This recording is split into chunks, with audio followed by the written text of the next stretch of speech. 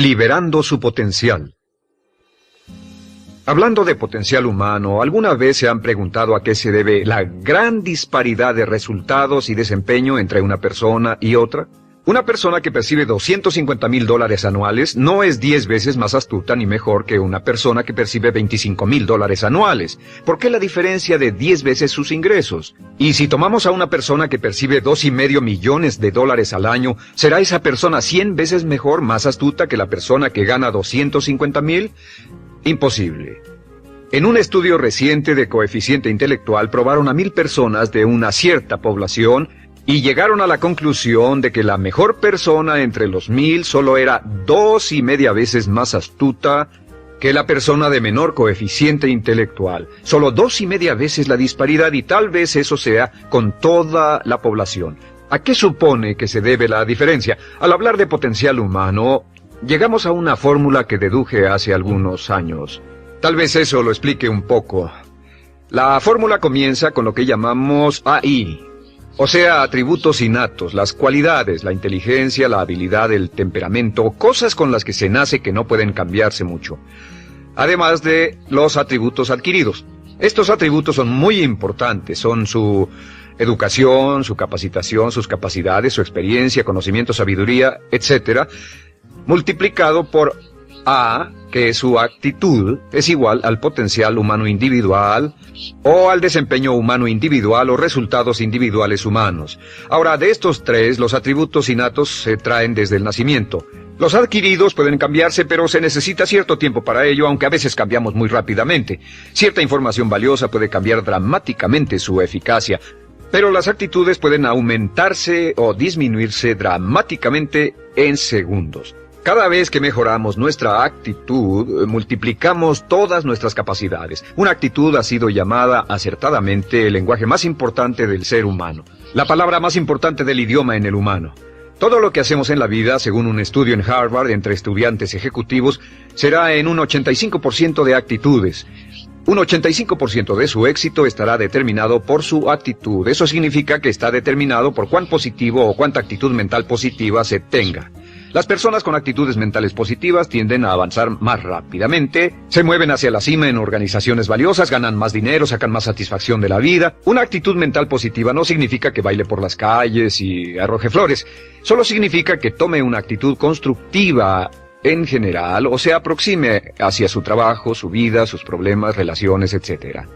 Según el informe Cox de las empresas americanas, según la revista Success, un 85% o más de todo lo que se logra se debe a la actitud. Y la pregunta es, ¿de dónde vienen las actitudes? Las actitudes vienen de las expectativas. Muy simple, ya hablamos de eso. Y una forma muy poderosa de mejorar su actitud instantáneamente es decir, aunque no lo crea, pienso que algo maravilloso va a ocurrirme hoy. Como dijimos antes, nuestras expectativas sobre los desenlaces determinan nuestra actitud. Si espera que las cosas salgan bien, tendrá una actitud positiva. Si espera que salgan mal, tendrá una actitud negativa. Y lo maravilloso es que podemos fabricar nuestras expectativas. Podemos esperar lo que deseamos. Podemos esperar cosas buenas, cosas malas, y no nos decepcionaremos. ¿De dónde surgen nuestras expectativas? Nuestras expectativas surgen de nuestras creencias y de nuestros valores. Son el centro de los factores motivacionales de nuestra personalidad, nuestras creencias, y esto nos conduce a un entendimiento del potencial humano. Significa básicamente que nuestra actitud es una expresión externa de lo que está ocurriendo internamente, y esto es consistente con las leyes mentales. Con respecto a las creencias, cada uno de nosotros tiene muchas creencias en el fondo que los psicólogos llaman los conceptos propios. El concepto propio, o su descubrimiento, es considerado por muchos como el logro único y más importante para comprender el desempeño humano en el siglo XX. Yo estoy de acuerdo. El concepto propio es como, si queremos usar una analogía militar, el centro de mando. O si queremos usar una analogía técnica, es el programa central de su computadora básica. Es un grupo de creencias, valores, actitudes, sentimientos, ideas, etc., almacenadas en el fondo de nosotros y son el resultado de casi todas las experiencias que hemos tenido en la vida. Y algunos investigadores dicen que el concepto propio comienza a formarse aún antes del nacimiento, pero el concepto propio, una vez colocado, Precede, predice y determina sus niveles de eficacia y desempeño en todas las áreas de nuestra vida. El concepto propio se convierte en el centro de mando o el programa maestro. El concepto propio de este grupo de creencias determina lo que dirá, lo que hará, cómo actuará, cómo se siente y reacciona, etc. ¿Qué significa esto? Significa que todas las mejoras en su vida externa, todos los cambios en su realidad comienzan con un cambio en su concepto propio. Les voy a explicar lo que significa. Esta es una gráfica muy simple. Hablamos de potencial humano y decimos que la persona promedio usa un 10% o menos de su potencial. Según investigaciones, tal vez es mucho menos. El Instituto Stanford Brain en Santa Clara, California, estima que tal vez se aproxime a un 2%. Seremos generosos y diremos que la persona promedio usa un 10%. Significa que en los mejores casos, la mayoría, como usted o yo, no usamos un 90% de nuestro potencial. Uno de los mejores filósofos, Oliver Wendell Holmes, dice que la tragedia de la persona promedio es que llegan a la tumba con su música aún por dentro. Aún están funcionando con mucho menos de su potencial total. Y esto es el potencial humano. Sabemos que existe una relación directa entre el potencial humano y el concepto propio. Pero como nuestros conceptos propios o nuestras estimaciones de nosotros mismos generalmente son mucho menores de lo que debieran ser, nuestro nivel de desempeño y eficacia también es menor. Sabemos que nuestro concepto propio es altamente subjetivo. ¿Qué significa esto? Significa que el concepto propio, lo que pensamos que es cierto sobre nosotros mismos, no está basado en la realidad, está basado en información que hemos tomado y aceptado como cierto, hasta el grado en que creemos lo que sea de nosotros mismos y se vuelve cierto para nosotros porque actuamos de una forma consistente con ello. Algunas personas que leen sus horóscopos y creen en horóscopos predicen su futuro. Hay algunas personas que toman la crítica y las opiniones de otros a quienes ni siquiera respetan y hacen suyas esas ideas, dando un resultado muy negativo. Lo que piense, lo que acepte como cierto, se vuelve cierto para usted. También sabemos que como adultos tenemos una variedad de conceptos propios. Tenemos un concepto propio de cómo vestirnos, cuánto pesamos, lo que comemos, lo bien que podemos hablar en público, qué tipo de padres somos, qué tipo de hijos somos con nuestros padres, qué tipo de esposo o esposa somos, qué tipo de amante, de conductor. Lo interesante de manejar es que todos los hombres tienen un concepto muy positivo con respecto a esto. Las mujeres no entienden esto, pero los hombres nacen con un genio inherente para manejar. Todos los hombres son choferes excelentes. Si no lo creen, todo lo que tienen que hacer las mujeres que están viendo esto es pensar en la última vez que trataron de corregir la forma de conducir de un hombre y recordarán que no obtuvieron buenas respuestas. ¿Cómo respondemos ante alguien que desafía nuestro concepto propio, sugiriendo que no somos las personas que pensamos ser? Estamos a la defensiva, nos enfadamos, nos irritamos, es difícil que nos traten. Tenemos un concepto propio de lo creativos que somos, lo inteligentes, lo rápido que leemos, lo bueno que somos en los deportes, y si practicamos una gran variedad de ellos, tenemos un concepto propio para cada uno de ellos. Tenemos un concepto propio de lo bien que cocinamos, de lo bien que educamos a nuestros hijos, de lo bien que limpiamos nuestra casa, los autos que manejamos, etc. Y también de lo que valemos por lo que ganamos. Es muy interesante saber que nunca ganamos más del 10% de nuestro concepto propio en ingresos. Nuestro concepto propio determina nuestro nivel de ingresos. Este nivel de concepto propio se llama zona de confort. Y aunque queramos más dinero, veremos que la tendencia humana natural de todas las actitudes es luchar por lograr entrar a la zona de confort y luego quedarnos ahí. Si ganamos un 10% por encima de nuestro concepto propio de ingresos, tendremos una necesidad imperante de deshacernos de ese dinero. Lo donaremos, lo gastaremos en forma extravagante y hasta lo perderemos si recibimos demasiado. Las personas que ganan la lotería siempre están quebradas a los 2 o 3 años. Queman el dinero porque ese dinero está más allá de su concepto propio. Si gana 10% o menos de su nivel de concepto propio, se descubrirá luchando, trabajará más duro, más tiempo, pensará en forma más creativa, buscará diferentes formas para aumentar sus ingresos o sus segundos ingresos. La única forma de mejorar cualquier parte de su vida, incluyendo sus ingresos, es aumentando el nivel del concepto propio de sus ingresos, comenzando a pensar en usted como si estuviera ganando más dinero. Si quiere bajar de peso, la única forma en que podrá lograrlo es pensando en que está delgado. Piense en usted mismo como una persona más delgada. Si quiere volverse una persona más popular, más amorosa, más feliz o más sana, comience a pensar una y otra vez en esas cosas hasta que se vuelvan parte de su nuevo concepto propio. Hablaremos de eso más adelante. Es una parte esencial de la programación de su mente hacia el éxito. Su concepto propio global está determinado por el promedio de sus conceptos propios en las áreas que considere importantes. Ahora, su concepto propio está formado de 3 partes críticas. La primera parte del concepto propio es el ideal propio. El ideal propio es la persona que más desearía ser, es su idea de lo que constituye un ganador, es su visión ideal de lo mejor que puede ser usted. Nada más, una de las cosas que sabemos de las personas con éxito es que las personas con éxito tienen ideales propios muy claros, ideales claros de quién quieren ser en el futuro. Las que no tienen éxito tienen ideales muy vagos. El número 2 es la autoimagen. La autoimagen es como un retrato de cómo se ve a sí mismo y lo que piensa de sí mismo. La autoimagen es el espejo interno, es como se percibe a sí mismo ahora en su desempeño actual, en forma cotidiana. La tercera parte es su autoestima. Su autoestima es cómo se siente consigo mismo.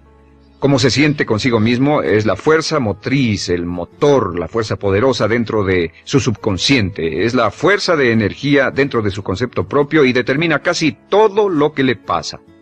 La mejor definición de autoestima es cuánto se agrada a sí mismo. Cuánto se agrada a sí mismo como esposo, cuánto se agrada a sí mismo como empleado, cuánto se agrada a sí mismo como jefe, como inversionista, como orador profesional, como atleta, etc. Según se agrade a sí mismo, su nivel de autoestima, su sentimiento emocional global respecto a cualquier área de su vida determina su desempeño y su eficacia en dicha área. Lo sorprendente es que se convierte en lo que piensa, su concepto propio es maleable, su autoestima puede formarse repitiendo una y otra vez, me agrada mi persona, me agrada mi persona, me agrada mi persona. Me agrada mi persona, me agrada mi persona, me agrada mi persona. Entre más se repita, me agrada mi persona, me agrada mi persona. Entre más lo repita una y otra vez, más crecerá su autoestima y entre más crezca su autoestima, más crecerá su concepto propio global. Cuando crezca su concepto propio global, su desempeño será mejor en todo lo demás que emprenda. Cada vez que diga, me agrada mi persona, me agrada mi persona, me agrada mi persona, me agrada mi persona, me agrada, será como bombearse psicológicamente. Todo lo que pase que haga que su autoestima suba, hará que se comporte mejor. Todo lo que haga que su autoestima baje, hará que se comporte peor, que cometa errores, que sea infeliz, etc. Un punto crítico de agradarse a sí mismo, sobre autoestima y agradarse a sí mismo, es que, número 1, nunca puede querer a nadie más de lo que se quiere a sí mismo. Que su nivel de autoestima es determinante de la calidad de relaciones que tenga con los demás. Y número 2, es que nunca puede esperar que nadie más lo quiera o respete más de lo que se respeta a sí mismo. Cuanto se agrade o se respete a sí mismo, determina sus actitudes hacia usted. Todas las escuelas de psicología actualmente están de acuerdo en el hecho de que depende de lo que usted realmente se quiera y se respete a sí mismo como un ser humano valioso e importante, tiene efecto sobre todo lo que le pase. Cuánto se agrade a sí mismo y lo que puede hacer es mejorar su autoestima diciendo me agrada mi persona, me agrada mi persona, me agrada mi persona, me agrada mi persona. Y esto nos lleva a la pregunta, ¿de dónde viene el concepto de autoestima? Y descubrimos que el concepto propio es maleable, puesto que no nace con este concepto propio, no nace con ninguna idea sobre sí mismo, no nace con autoimagen ni autoestima, nace en cierto modo como potencial propio. Es la mejor forma de plantearlo. La persona promedio llega al mundo como potencial puro. Y no tiene el concepto propio de que todo lo que es ahora, todo sentimiento que tiene, toda actitud o valor, tuvo que aprenderlo en el transcurso de su vida. También sabemos que el niño llega al mundo con una necesidad imperante de amor y contacto. Y como una gran cantidad de investigaciones lo indican, necesitamos mucho amor y contacto durante toda nuestra vida, pero en especial durante nuestros años de formación, porque de niños aprendemos quiénes somos, cuánto valemos, si somos importantes, inteligentes, amorosos, chistosos. Todo esto lo aprendemos por la forma en que nuestros padres nos tratan. Si nuestros padres, nuestros parientes, tíos o tías, en especial nuestros padres, nos tratan como si fuéramos realmente importantes, crecemos pensando que somos realmente importantes, pero si nuestros padres no lo hacen, pasa algo más. Sabemos que los primeros años de vida son los más importantes para el desarrollo del concepto propio, que un niño comienza a partir de cero. El niño nace sin saber quién es él o ella. Son sumamente valiosos el primero, segundo, tercero, cuarto y quinto años de vida.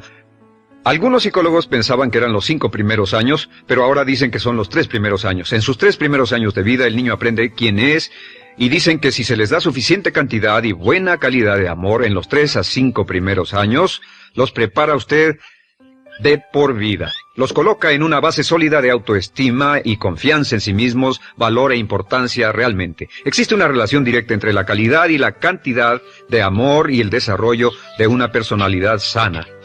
Entre más amor, amor incondicional, reciba un niño en sus años formativos, más fuerte será la base de su personalidad. El reverso de la educación es que casi todos los problemas de psicosis, neurosis, perturbaciones de la personalidad y problemas de comportamiento surgen de los problemas que se tengan con el concepto propio. Ahora observemos a los adultos. Aquí está nuestra personalidad adulta. Si nos observamos, podemos llegar a reparar nuestras bases, por así decirlo, repitiéndonos una y otra vez: me agrada mi persona, me agrada mi persona, me agrada mi persona, y llevamos ese concreto reparador hacia la base de nuestra personalidad. Los niños necesitan el amor como las rosas necesitan la lluvia. Los niños que carecen de amor a menudo mueren por escasez de amor. Es una enfermedad llamada marisma. Ahora, ¿qué más sabemos sobre los niños? Sabemos que los niños llegan al mundo con dos atributos notables. El primero es que no sienten temor. Los niños nacen sin temores. No temen a nada excepto a caerse y a los ruidos fuertes. Y esto se expresa en sus actitudes: yo puedo. Los niños llegan al mundo pensando que pueden hacer cualquier cosa, y quien haya criado a un niño hasta la edad de 3, 4 o 5 años sabe que debe pasar esos primeros años evitando que se maten, porque son como pilotos japoneses, porque no le tienen miedo a nada. Su segundo atributo es que llegan al mundo totalmente espontáneos. Dicen lo que quieren, hacen lo que quieren, son totalmente desinhibidos. Totalmente. Ellos no temen hacer nada de lo que desean, y esto se expresa en su actitud: no quiero. No tengo que hacerlo. Si ha tratado de controlar a un niño, lo habrá visto. Lo primero que dicen cuando comienza a darle órdenes, lo primero que aprenden es: no tengo que hacerlo. Claro, a veces cambiamos sus mentes de una u otra forma, pero estos son los dos atributos con los que los niños llegan al mundo. Llegan al mundo sin temores y desinhibidos. ¿Qué significa esto? Significa que nuestro derecho innato natural es no ser temerosos y ser desinhibidos. Y solo cuando podemos crear la misma situación en nuestra vida adulta, cuando no tememos y somos desinhibidos, nos sentimos a gusto con nosotros mismos. Las mejores organizaciones, las mejores compañías son las que crean un ambiente donde nos sentimos sin temores y sin reservas para ser nosotros mismos y para hacer lo mejor de nosotros. Al crecer descubrimos que los niños aprenden de dos maneras. La primera es por imitación. Imitan a uno o a ambos padres, en especial al padre dominante. Algunas veces el padre dominante cambiará cuando crezca el niño, y a veces los niños imitan al padre, a veces a la madre, pero aprenden por imitación.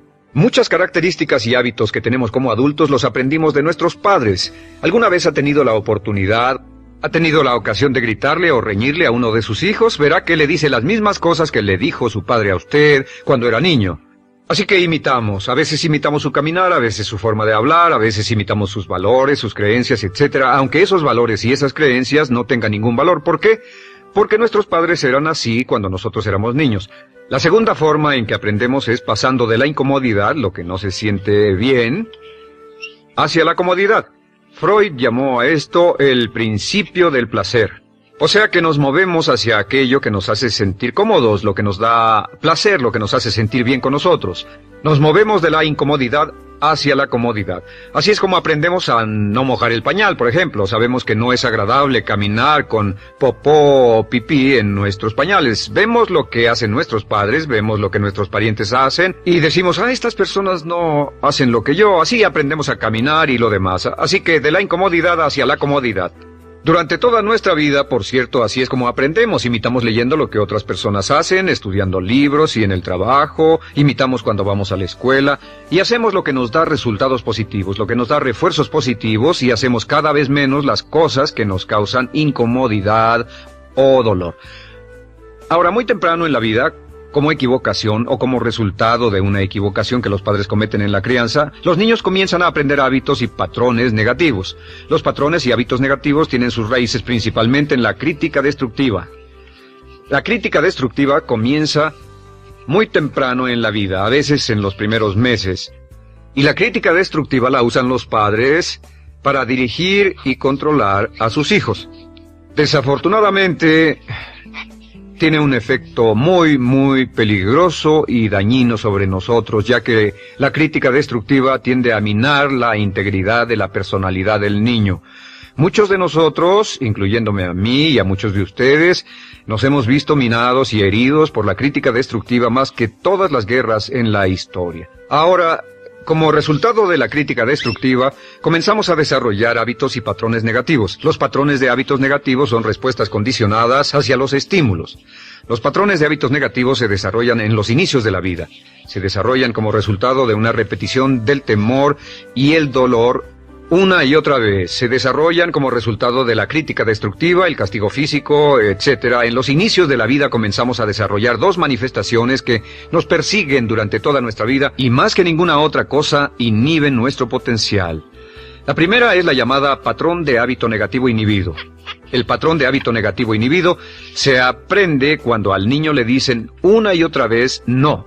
Aléjate de ahí, no toques eso, y se le castiga. Cuando el niño intenta algo nuevo, o se involucra con algo, o huele algo, o derrama algo, o rompe algo accidentalmente, el padre estalla y se enfada mucho. Como ven, el niño está impulsado por la curiosidad insaciable de explorar su mundo. Y lo que pasa es que cuando lo explora o se interesa y echa a perder algo, si el padre reacciona golpeando al niño, el niño comienza a pensar cada vez que intento algo nuevo, cada vez que intento algo diferente, cada vez que voy más allá de mis límites, cada vez que me salgo de mi zona de comodidad, cada vez que no juego sanamente, me golpean, me castigan, me lastiman, me envían a mi alcoba y me siento mal. Y muy pronto el niño desarrolla el sentimiento de no puedo, no puedo. No puedo. Cada vez que trato algo diferente, me castigan. No puedo, no puedo, no puedo. Es como la respuesta de Pavlov. Pavlov sonaba la campana y le daba de comer a un perro, y el perro salivaba, y Pavlov alimentaba al perro. Mientras sonaba la campana, el perro salivaba y siguió haciendo eso, y después Pavlov solo sonaba la campana y el perro salivaba. Lo que pasa en la vida adulta es que esto crea lo que llamamos temor al fracaso. El temor al fracaso es una respuesta condicionada a un proceso de crítica destructiva que ocurre en los primeros 5 o 6 años de la vida. El temor al fracaso automáticamente nos activa, nos sentimos ansiosos, tensos, intranquilos, sentimos presiones y estrés en nuestro plexo solar, sentimos ganas de retirarnos del evento y el temor al fracaso es la razón principal por los fracasos en la vida adulta. Es la razón principal por la que evitamos cumplir plenamente nuestro potencial. De hecho, todos los patrones de hábitos negativos se experimentan en el cuerpo físico. Puedes saber cuál es un patrón de hábito negativo porque se siente en el cuerpo físico, precisamente. El patrón de hábito negativo inhibido, el temor al fracaso, el no puedo, ocurre primero que todo en el plexo solar. ¿Ha tenido la ocasión donde debe hablar frente a un grupo, debe ir a una revisión de su desempeño o debe hacer una llamada determinante? Primero su plexo solar se aprieta. Si el temor continúa, su respiración se acelera. Su corazón comienza a latir apresuradamente, su frecuencia respiratoria aumenta y le duele la cabeza como migraña en la parte frontal, su garganta se le cierra y no puede hablar y se le seca la boca por completo. Y como se pone tan tenso y asustado, va corriendo al baño. Estas son todas las manifestaciones. No hay peligro físico, pero sí peligro psicológico, una respuesta condicionada. Cuando sentimos estas cosas, la tendencia es retirarse de la situación que las ocasiona y es la razón por la que no logramos mucho si retrocedemos. Es muy importante. El segundo patrón de hábitos negativos es el compulsivo. El patrón de hábito negativo compulsivo se aprende cuando a los niños se les dice una y otra vez, más vale que lo hagas. Si no lo haces, tendrás problemas o me las pagarás. A los niños se les convierte en recipientes del amor condicionado. Los padres no intentan hacer esto, pero lo que hacen es sugerirle al niño, no te amo. Por lo tanto, no estás a salvo, a menos y hasta que hagas lo que yo quiero.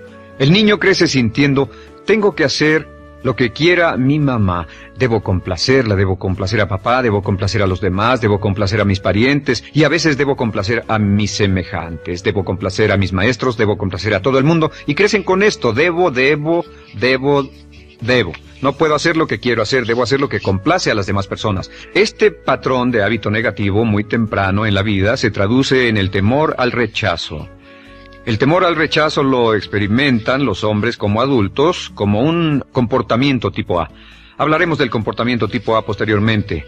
El comportamiento tipo A es una necesidad compulsiva o excesivamente compulsiva de complacer de algún modo a alguien sin normas de comportamiento, prácticamente sin pensarlo. El temor al rechazo nos impulsa, nos hace muy sensibles a las necesidades de los demás. Hacemos cosas que otras personas quieren, no hacemos lo que nosotros queremos. Siempre estamos tratando de complacer a los demás, tenemos preocupaciones o nos importan las opiniones, sentimientos y actitudes de otros hasta el punto donde ocultamos nuestras necesidades.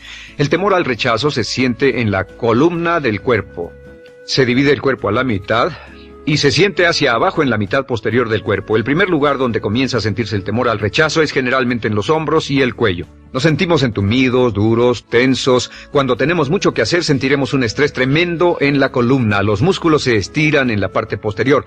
A veces se manifestará como flebitis y venas varicosas y a menudo nos darán dolores de cabeza en la parte posterior de esta porque las arterias carótidas que llevan la sangre hasta la cabeza, los músculos a su alrededor se contraen y la cantidad de sangre que fluye hacia la cabeza fluye más lentamente y se siente un terrible dolor de cabeza en la parte posterior. Estos dos temores, los patrones de hábitos negativos compulsivos, el compulsivo y el inhibitorio, son resultado de la crítica destructiva, el gran destructor de la personalidad que nos persigue durante toda la vida. Y lo maravilloso de todo esto es que como son patrones de hábitos aprendidos, podemos olvidarlos. Podemos acabar con el temor al fracaso que nos detiene. Podemos acabar con el temor al rechazo que hace que hagamos cosas que complacen a los demás en vez de complacernos a nosotros, trabajando con nuestra propia autoestima. Porque existe una relación inversa entre la autoestima y el patrón de hábitos negativos. Porque entre más se agrade a sí mismo, menos teme al fracaso. Entre más se agrade a sí mismo, menos teme al rechazo. Entre más se agrade a sí mismo, menos temerá a cualquier cosa. Y si sigue repitiendo, me agrada mi persona, me agrada mi persona, me agrada mi persona una y otra vez, si sigue diciendo esto, con el tiempo su autoestima sube más y más y más y más y sus temores desde luego bajan. Cuando su autoestima sube, sus temores van en dirección opuesta.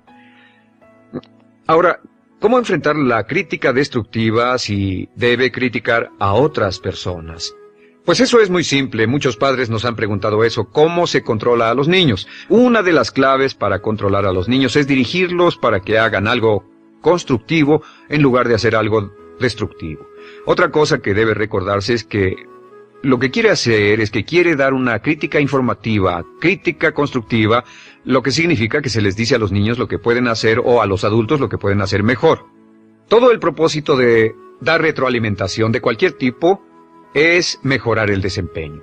Si es padre o si es jefe o si es una persona en una relación, si una persona está haciendo algo malo o inadecuado, todo el propósito de darles cualquier tipo de retroalimentación es para que puedan hacerlo mejor. Sin embargo, existe una relación directa entre la autoestima y la crítica destructiva. Cada vez que se critica a una persona, su autoestima baja. Y cada vez que su autoestima baja, su habilidad para desempeñarse baja. Si critica a una persona en forma destructiva demasiado tiempo, llegará a un punto donde no intentarán nada. Se convierte en lo que llamamos hipersensible. Un adulto hipersensible es aquel que no puede aceptar críticas de nadie. Un adulto hipersensible es una persona que está muy tensa, ansiosa, si siquiera sugiere que no está haciendo lo correcto. Si trata con un adulto hipersensible, la clave es sentarlo y recordar 4 cosas. Número 1, comenzar con alabanzas. Número 2, proteja la autoestima de la persona a toda costa. Número 3, discuta el desempeño y no a la persona. Hable del comportamiento más que de la persona. Y número 4 es enfocarse hacia el futuro en vez de en el pasado. Enfóquese hacia lo que va a hacerse en forma diferente en el futuro en vez de lo que pasó en el pasado. ¿Por qué? Una razón muy simple, porque una persona no puede controlar el pasado. Al no poder controlar el pasado, cualquier crítica de lo que han hecho en el pasado les da un estrés tremendo y frustración. Así que en resumen, la clave del éxito en la vida es una actitud mental positiva. Una actitud mental positiva se basa en expectativas de éxito, de una serie de expectativas positivas. Esa serie de expectativas positivas se basa en sus creencias y en su concepto de sí mismo. El centro de su concepto propio que determina su eficacia en la vida es su autoestima, y su autoestima se mide por cuanto se valore a sí mismo. Las dos cosas que nos frenan más que nada son el temor al fracaso y el temor al rechazo.